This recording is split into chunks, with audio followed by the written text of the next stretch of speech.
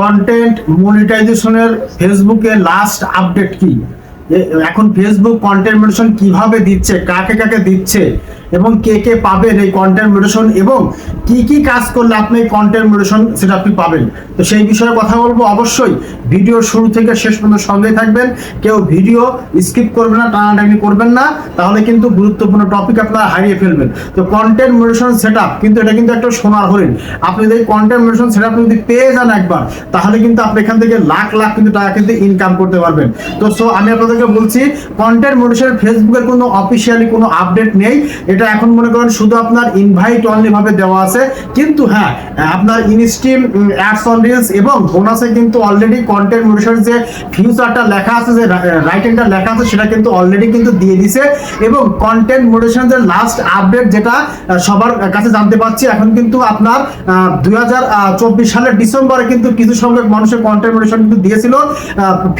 জানুয়ারি এবং ফেব্রুয়ারি মাসে কিন্তু ওইভাবে কিন্তু কাউকে দেয় নাই, কি বন্ধ ছিল এই সেটআপটা। তো এখন মার্চে আপনার কিন্তু এই কন্টেন্ট মনিটাইজেশন কিন্তু 3-4 দিন আগে কিন্তু দেওয়া কিন্তু আবার শুরু হয়ে গেছে। তো আমি আপনাদেরকে এটাই বলবো, আপনাদের অবশ্যই অ্যাক্টিভ এনগেজমেন্ট তৈরি করতে হবে। ইনঅ্যাক্টিভ এনগেজমেন্টের কোনো প্রয়োজন নেই। দেখবেন যাদের 2000, 3000, 5000, 7000, 10000 ফলোয়ার, তাদের কিন্তু কন্টেন্ট মনিটাইজেশন কিন্তু ফেসবুক কিন্তু দিচ্ছে।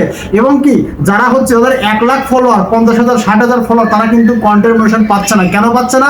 কারণ তাদের প্রোফাইল এবং পেজে কিন্তু অ্যাক্টিভ কিন্তু এনগেজমেন্ট নেই। আপনি যত পরিমাণ অ্যাক্টিভ এনগেজমেন্ট তৈরি করতে পারবেন, আপনার পেজ এবং প্রোফাইলে নিয়ে আসতে পারবেন, আর আপনি কিন্তু খুব দ্রুত সময়ের মধ্যে কিন্তু আপনার কন্টেন্ট মনিটাইজেশন পেয়ে যাবেন। যাদের এনগেজমেন্ট বেশি, যাদের এনগেজমেন্ট ভালো, অ্যাক্টিভ এনগেজমেন্ট একমতো, তারাই কিন্তু আপনার কন্টেন্ট মনিটাইজেশন সেটা পাচ্ছেন। তাই আপনারা খুব তাড়াতাড়ি করে আপনার অ্যাক্টিভ এনগেজমেন্ট তৈরি করেন। অ্যাক্টিভ এনগেজমেন্ট কোথায় গেলে পাবেন? আপনি অন্যর ভিডিও শেষ করে ভিডিওটা সম্পূর্ণ দেখে গঠনমূলক ভিডিওতে কি বলেছে সেই সম্বন্ধে কথা বলেন। আমি ভিডিও তৈরি করছি একটা টেক ভিডিও নিয়ে, যে ফেসবুকের এই আপনি যে কি বললেন যে খুব সুন্দর হয়েছে ভিডিওটা, এটা কোনো গঠনমূলক কমেন্ট হলো না। আপনাদের অবশ্যই ভিডিও সম্পূর্ণ দেখে গঠনমূলক কমেন্টস করতে হবে। গঠনমূলক কমেন্টস না করলে আপনারা কিন্তু অ্যাক্টিভ এনগেজমেন্ট পাবেন না এবং আপনারা অন্য লাইভে যুক্ত হবেন। সবার সঙ্গে আপনার আইডি এবং পেজটা প্রচুর পরিমাণে পরিসরে বাড়াবেন, তাহলে কিন্তু আপনার কিন্তু অ্যাক্টিভ এনগেজমেন্ট তৈরি হবে। যতক্ষণ পর্যন্ত আপনার পেজ এবং প্রোফাইলে, আবারও বলছি, যতক্ষণ পর্যন্ত আপনার পেজ এবং প্রোফাইলে অ্যাক্টিভ এনগেজমেন্ট আপনারা আনতে পারবেন, ততক্ষণ পর্যন্ত আপনি কন্টেন্ট মনিটাইজেশন পাবেন না। এবং কি আপনাদের কন্টেন্ট মনিটাইজেশন পেতে হলে আপনাকে অবশ্যই টেক্সট, ফটো, লং ভিডিও এবং রিলস ভিডিও কিন্তু আপনার একাধারে কিন্তু প্রত্যেকটা দিন কিন্তু আপনাকে আপলোড দিতেই হবে।